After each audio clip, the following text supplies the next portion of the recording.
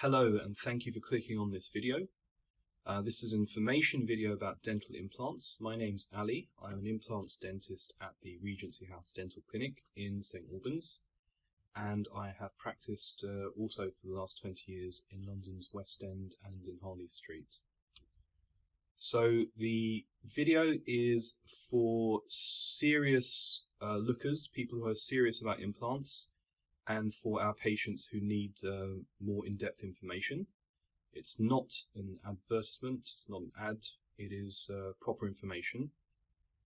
Everybody's individual requirements are different, so this is also still quite generic, just to get an understanding of what an implant is. And there's our details there at the bottom in case you'd like to contact us for more information.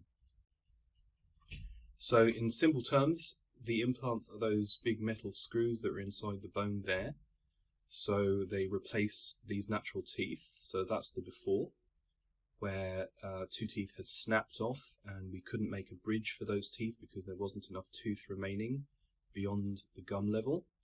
So the teeth were removed, implants were placed. After a short healing period, usually 6 to 8 weeks, we created a bridge. So this is an X-ray. Obviously it doesn't show the beauty of the treatment. However, this is technically what it is, and the bridge is screwed down into the implants. You can see these tunnels here in the implants. On the right hand side here, the right central incisor tooth is a dental implant, which I'm very proud of, and you can compare it to a natural tooth with a crown on it. Sure, this crown can be improved and can be replaced, but that's basically what it is. However, for the very discerning lookers, you will notice that there's a slight bump here, and that bump is a natural bump caused by the shape of the root of the tooth, whereas with dental implants that's very difficult to achieve and usually unnecessary, but some people want it to look as natural as possible, and to do that we'd have to do specialist gum grafting to improve that. That's a broken crown, by the way, that's not an implant. So the real implant is this, and it looks very natural and healthy. More explanation of what an implant is. So that's a titanium screw directly connected to bone, and this is a tooth which has living tissue inside it. It's got living tissue outside of it, and the living tissue connects it to the bone. So this tooth moves by about that much, which is a little bit, it's only 0.2 millimeters. Implants don't. So when we fit them, we always make them a tiny bit shorter than the natural tooth surrounding them. Moreover, implants are actually more susceptible to gum disease if they're not treated well. That's an important thing to note, that implants are not magic. So what do implants do? Obviously, they replace loose items like dentures. This is a full denture, this is a partial denture. Obviously, our teeth are very important. If this person's tooth were there, then there would be no reason to see something odd. But the odd thing here is obviously the missing tooth. So implants improve people's quality of life. They help to preserve the jawbone, and they give better chewing, and so on. And again, if before we had dental implants, bridges were common. And a bridge involved shaving the tooth in front of the space and shaving the tooth behind the space, so that you could make a three-unit apparatus that would be glued to these teeth. And obviously, flossing is a problem, etc., etc. That doesn't mean to say that bridges aren't good. We still do make bridges when it is necessary. So, or when it is better for the patient. So sometimes implants, sorry, you can't have an implant, but we could make you a bridge here, and that becomes a better option. However, given the choice, most people nowadays would rather have a single item. Admittedly, it does involve surgery and all that, and we'll get to that in a minute, but people would rather have that than have to shave their other natural teeth. Again, this is a gentleman with a gap. That's the dental implant, and that's what the smile looks like, instantly transforming the smile. Do implants have complications? Of course they do. So the bits that go on implants, for example, if you have an implant with a bridge on it, that's what it could look like if it's not well looked after, or if it's made badly by the laboratory. Can implants fail? This is a failed implant. Not one of mine, incidentally, but it is a failed implant, and it's one that came out with the tooth, and implants can get infections and fail. If the implant's not done correctly, that purple dot there, is the nerve of the lower jaw, and this was an implant done back in the old days, and everybody thought you had to put in a really long implant to get better stability. Now we know that's not necessary. So the surgeon here inadvertently pinches the nerve, and that's led to some numbness in the lip. So they've got to be done by the right people, they've got to be done with 3D X-ray guiding them, and they've got to be done carefully with modern techniques. How long do implants last? Everybody would like to know, everybody asks that question, and of course there is no lifetime guarantee. So how do you know that if you have your implant in the 20s it's going to last you through to your 70s? We can't say that for sure, we're not allowed to say that for sure.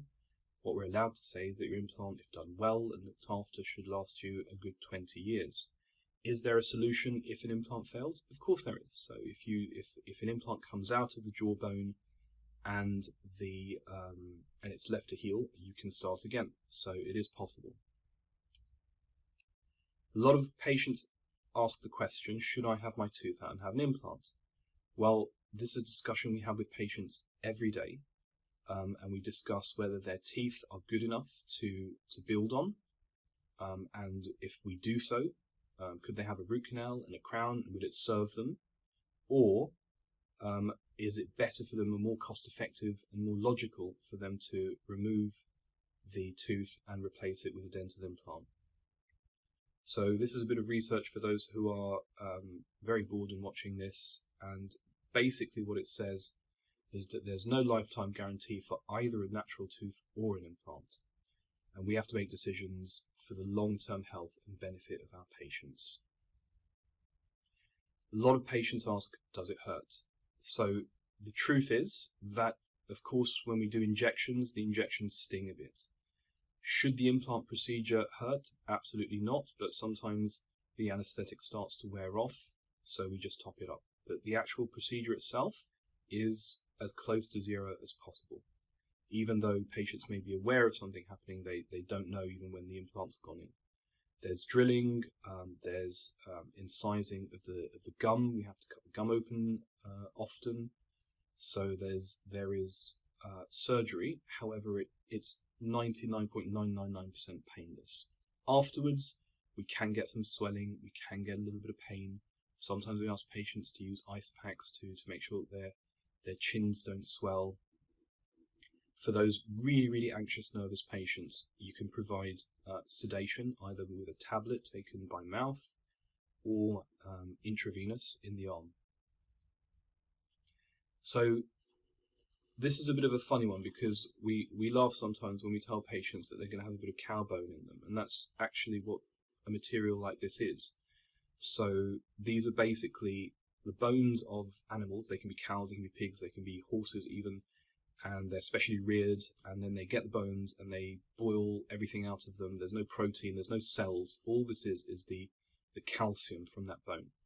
And when it's placed into the area that we want to build out, say for example we've placed our implant but we need to build out an area, this acts as a scaffold for the body's bone cells to build new bone around it.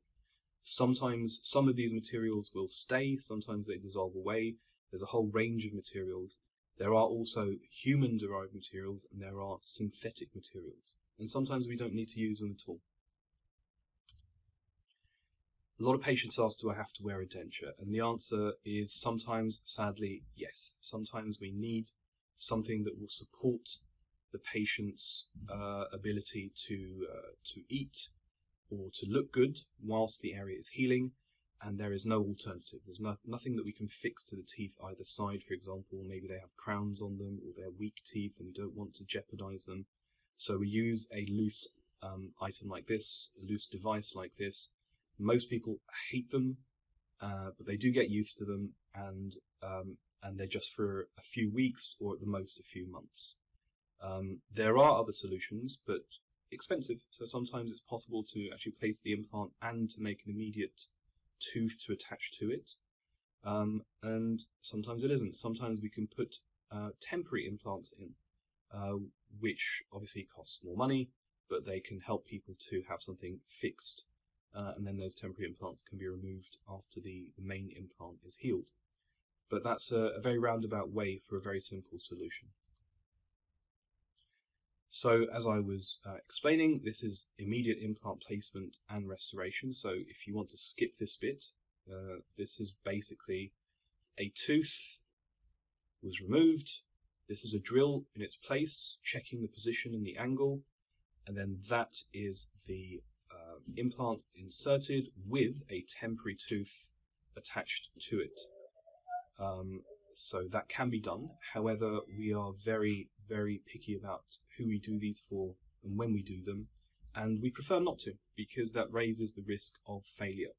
If you've got an implant nicely buried in the bone, healing away, that's nice and safe. You can chew on that side. After a couple of days, you can chew on that side, no problem. You're not going to harm the implant or disturb it.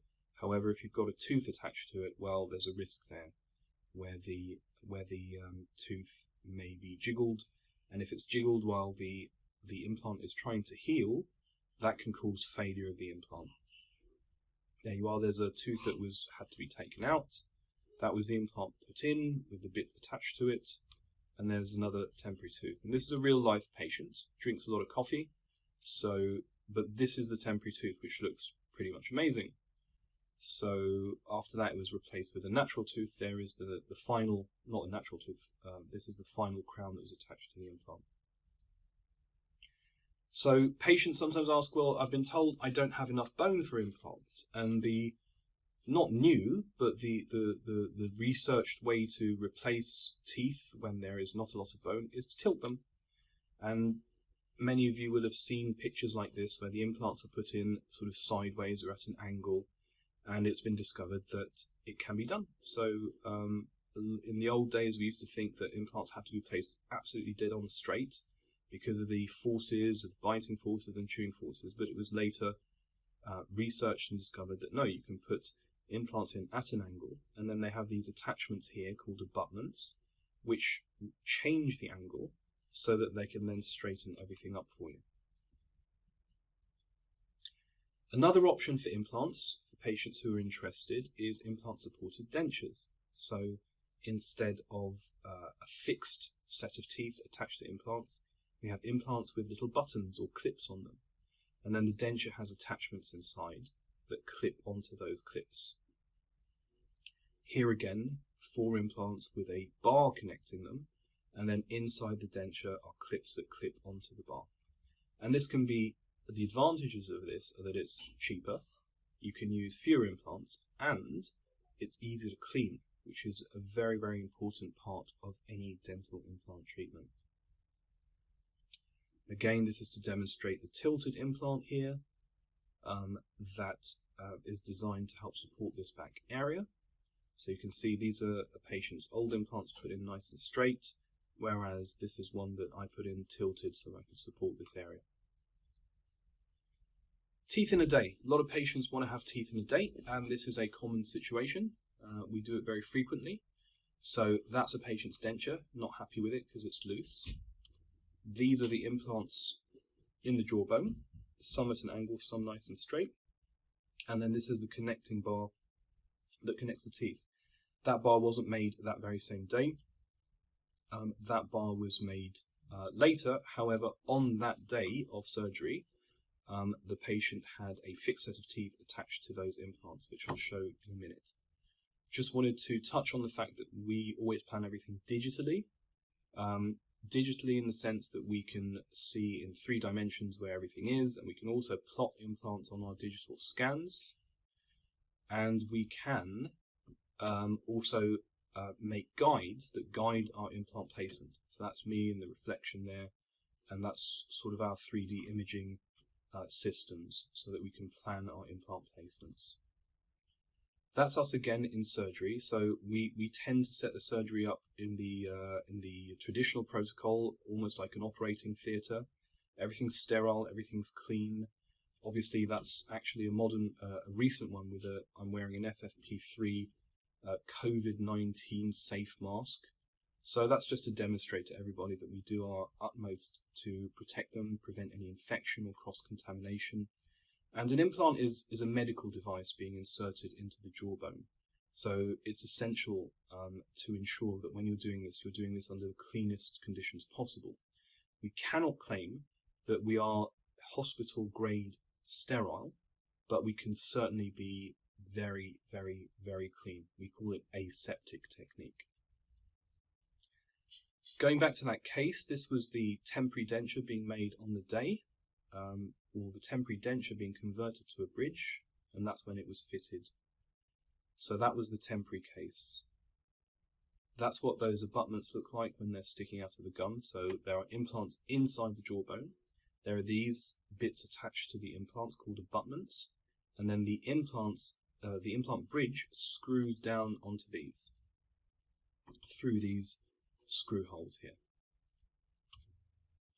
Another option is metal and porcelain. So there are different designs and different materials used for dental implants. This is an old one where we use porcelain and metal, and actually we had to change this because these little sticky out bits were preventing the patient from cleaning properly, which was beginning to cause infection. So we had to shave all that away at a later stage. Nowadays we design our bridges a lot better, and we ensure that patients can clean really well. See here, a brush is being used to clean below the bridge, between the bridge and the gum. Right, so that's an indication that ideally, if you're having dental implants, you should seek an experienced, well-qualified practitioner. Word of mouth is very, very important. Consultation with the dentist is very important. Ask them to show you cases they've done. There's nothing wrong with that at all, and try to avoid, in my opinion, try to avoid dentists or dental surgeons or dental practices that might be doing it at incredibly low prices. So the conclusion is that implants are a great replacement for missing teeth in the right person. Sometimes bone is needed, and yes, there is surgery, there's a little bit of pain, a little bit of swelling, but the general outcome is amazing. You can have things like teeth in a day in the right situations. However, very important to point out that even as an implants practice, an implants person, functioning natural teeth are always better than implants. So we hands down say this: if we can get your natural teeth to work better and last you for another 5 to 10 years, we will often recommend that option. And then if that fails in 5 or 10 years time, you're very welcome to come and have an implant. However, we'd rather buy you time with your natural tissues rather than immediately replace your teeth. And another important thing is that implants aren't magic. So they can fail. They can have problems like loosening or infections or bits chipping off of the teeth that we have to fix. And long-term maintenance and care are essential. So we have to teach you how to clean around your implants.